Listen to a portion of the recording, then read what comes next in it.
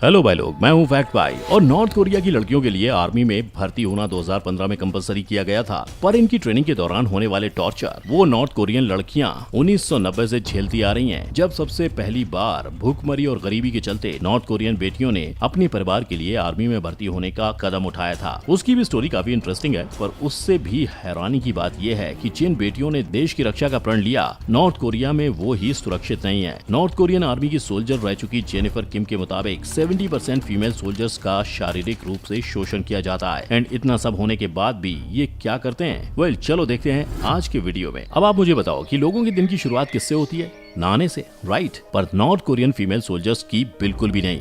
कई बार तो उन्हें नहाने का मौका महीने में एक आध बार ही मिलता है, क्योंकि इनकी भर्ती 1990 से शुरू तो है, पर 2015 में किम जोंग उन की मेहरबानी से इनकी भर्ती कंपलसरी भी कर दी गई है। पर इनके लिए मिलिट्री में फैसिलिटीज आज भी 0 के बराबर हैं। तभी तो इन्हें मेल सोल्जर्स के बीच में अपने कपड़े और इज्जत दोनों उतारकर किसी नदी, तालाब या झरने में नहाना पड़ता है। पर नहाना छोड़ो, कई जगह तो इनके बाथरूम्स भी नहीं मिलते, जिसकी वजह से उन्हें आदमियों के सामने खुद को हल्का करना पड़ता है। और ऐसा करते वक्त न सिर्फ उन्हें शर्म आती है, पर वो खुद को बहुत ज्यादा वल्नरेबल भी पाती हैं। पर करें तो करें क्या, क्योंकि जहां नहाने धोने का इंतजाम होता है, वहां हालात और भी बदतर होते हैं। मेरा मतलब है, सारी फीमेल सोल्जर्स के लिए एक ही जगह पर एक ही पाइप से नदी या तालाब का पानी पास किया जाता है, जो ऑफ कोर्स गर्म नहीं होता और ना ही रिस्क फ्री होता है, क्योंकि नदी से डायरेक्टली जुड़े पाइप से पानी के अलावा सांप और मेंढक जैसे जानवर भी आ जाते हैं। यानी सिर्फ नहाने के लिए भी नॉर्थ कोरिया की फीमेल सोल्जर्स को मौत से लड़ना पड़ता है। पर बाथरूम से अब बढ़ते हैं इन फीमेल सोल्जर्स के रूम की तरफ। किंतु परंतु अगर आप सोच रहे हो कि इनकी परेशानियां खत्म हो गई हैं, तो ना, प्रॉब्लम तो अभी शुरू हुई है। जहां बाथरूम में ये साथ नहाती हैं, वहीं एक रूम में 30 लड़कियां साथ में रहती हैं, और वहां इनके पास अपना कहने के लिए धान के भूसे से भरा हुआ एक बिस्तर होता है और 1 बाय 1 का एक चिंटुक सा कैबिनेट, जिसमें इन्हें अपनी चीजें रखनी होती हैं। अब इनके कैबिनेट में क्या क्या होता है वो बताने से पहले मैं आपको बता दूं कि धान के भूसे से भरे बिस्तर पर जब लड़कियां सोती हैं, तो इनके शरीर से निकला हुआ सारा पसीना धान की भूसी सोख लेती है, जिसके बाद इनके बिस्तर बदबू मारने लगते हैं। पर इसके बावजूद लड़कियों को दूसरे बिस्तर नहीं दिए जाते और उन्हें बदबू और कीटाणुओं से भरे बिस्तर में सोना पड़ता है। और रही बात इनके कैबिनेट में रखी जाने वाली चीजों की, तो देखो, ये इसमें अपने कपड़े, जूते, मोजे, पाउडर, कंघी जो चाहे वो रख सकती हैं। पर इनके कैबिनेट में 2 फोटोज का होना कंपलसरी है। एक उनके भगवान को प्यारे हो चुके एक्स प्रेसिडेंट किम इल सुंग की, और दूसरी dear leader Kim Jong Il की। इसके अलावा अगर गलती से ये किसी और का फोटो रखती हुई पाई गई, तो इन्हें सजा दी जाती है। तो हम नहा लिए, इनके रूम, बिस्तर और कैबिनेट के चक्कर लगा लिए, तो चलिए अब बढ़ते हैं आगे अगले पड़ाव पर। मेरा मतलब इन्हें सुबह का मिलने वाले नाश्ते की ओर, जिसमें वहाँ की फीमेल सोल्जर्स को सिर्फ कुछ चम्मच भुट्टे के दाने मिलते हैं, वो भी कभी कभी दिन में सिर्फ एक बार। पर ऐसा नहीं है कि इनके खाने में वैरायटी नहीं है, बिल्कुल है। जून के महीने में इन्हें खाने के लिए 3 बार आलू मिलते हैं, और अगस्त के महीना आते ही इनके सुबह, दोपहर, शाम का खाना भुट्टे बन जाते हैं। अब वैसे तो सोल्जर्स का हर मील 200 से 300 ग्राम होना चाहिए, पर इन्हें इसका आधा भी नहीं दिया जाता। शायद इसीलिए इन्हें मूली जैसी मामूली चीज भी छुपा के खानी पड़ती है। और इनका काम और इनकी ट्रेनिंग वो इतने मुश्किल होते हैं कि आप भी सुनकर हैरान हो जाओगे, क्योंकि दिन भर कॉम्बैट ट्रेनिंग से लेकर वेपन्स की ट्रेनिंग करने के बावजूद इन फीमेल सोल्जर्स से मजदूरी भी करवाई जाती है। कभी इन्हें खेती में काम करना पड़ता है, तो कभी इनके छोटे से कमरे में सेंट्रल हीटिंग, गैस और इलेक्ट्रिसिटी ना होने के चलते इन्हें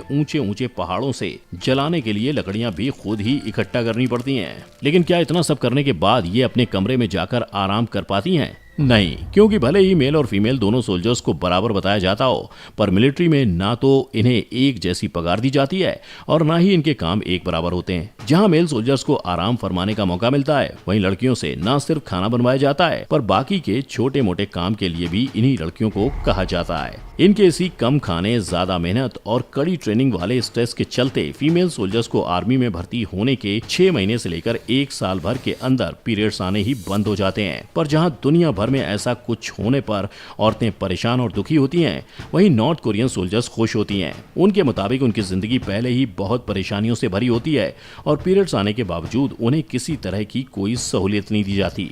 और सहूलियत तो दूर की बात है, वहाँ से बचकर आई फीमेल सोल्जर्स की माने तो वहाँ उन्हें सैनिटरी पैड्स देने की बजाय उन्हें फुट रैप्स या कपड़े का इस्तेमाल करने के लिए कहा जाता है। लेकिन ये कपड़े इस्तेमाल करने के बाद वो इन्हें मेल सोल्जर्स के सामने धोकर सुखा भी नहीं सकती, इसलिए फीमेल्स को आधी रात को उठकर इन कपड़ों को धोना और सुखाना होता है। ऐसा ना होने पर इन्हें कलेक्टिव पनिशमेंट दी जाती है। जैसे इन फीमेल्स को बर्फीले पानी में हाथों को सोक करने के लिए कहा जाता है और फिर उन्हें आयरन रॉड्स पर लटकने के लिए, जिससे इन फीमेल्स के हाथ आयरन पर फ्रोज हो जाते हैं और जब वो अपने हाथ रॉड से हटाती हैं तो जमी हुई हथेली फट जाती है।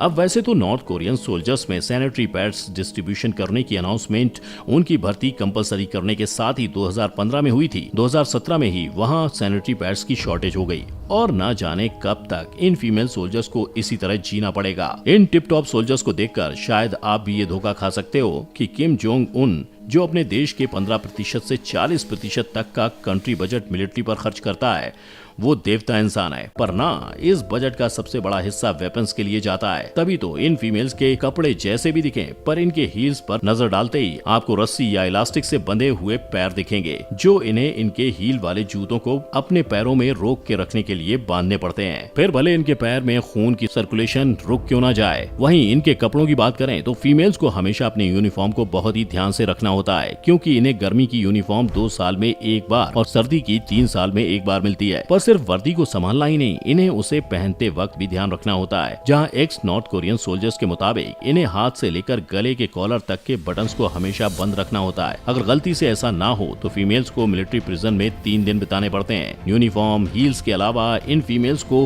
हेयर स्टाइल भी मिलिट्री वाले ही चूज करने पड़ते हैं, जो उनके कान के नीचे तक ही होने चाहिए। और सबसे बड़ी बात यह है कि इस सब के साथ इन फीमेल्स को अपनी सेहत का भी ध्यान देना होता है, क्योंकि कहने को तो हर कोर मिलिट्री बेस के पास अपना डेडिकेटेड हॉस्पिटल होता है, पर वहाँ मेडिसिन एंड फैसिलिटीज नहीं होती। गलती से होती हैं तो वो उन्हें महंगे दामों में दी जाती हैं। इसीलिए वो खुद को डॉक्टर्स के पास नहीं, घरेलू नुस्खों की मदद से ठीक करते हैं। और अब वक्त आ चुका है इस बहती धारा का राज खोलने का। तो ये नजारा तब होता है जब किम जोंग उन अपने सोल्जर्स के बीच होता है, और ये सोल्जर्स ना खुशी में रो रहे हैं ना दुख में, ये मजबूरी में रो रहे हैं। जी हाँ, नॉर्थ कोरियन सोल्जर्स को जबरदस्ती रोना पड़ता है, क्योंकि 2012 में जब किम जोंग इल दुनिया को छोड़ कर गए थे, तब जिन भी सोल्जर्स ने शोक सभा में आंसू नहीं बहाए थे, उन्हें 6 महीने के लिए लेबर कैंप में सजा के तौर पर भेजा गया था।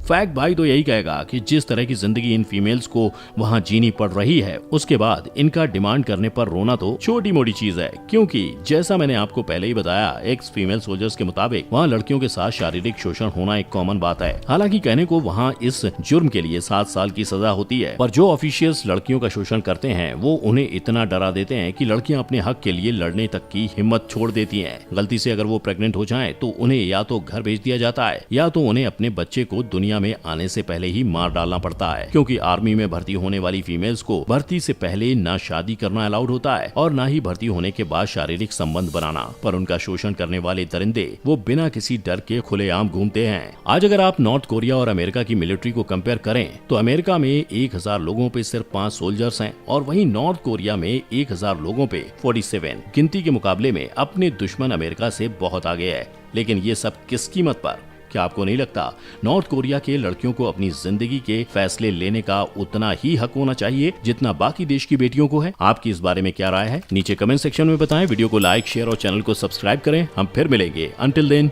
जय हिंद।